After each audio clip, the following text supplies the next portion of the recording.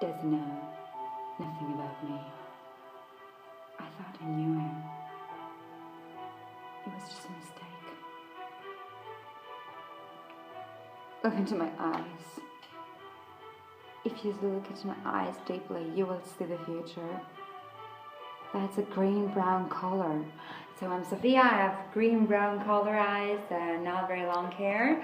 And if you guys want to see my online website, official website on Google, on Twitter, on Facebook, on Round, I'm really active. This period is very stressful for me. I'm not really doing anything about my career, but my mom is blocking me like she's like a zombie, and I really can't live with her, and I need some help, somebody to help me to escape from this stupid situation, because I feel like I'm working for an old person, which is my mom, so I have to look forward to her. She's almost 60, but she looks like 80. And really, guys, I need your help. If you have some advices, I would love to hear something about you guys. And it's horrible. I can't afford the situation. I'm just 22 and I don't want to live with an oldie.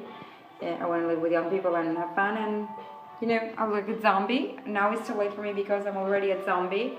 I mean, I'm sleeping with a zombie every day. I'm eating with a zombie every day. Every day. And I was serious and now I'm crazy.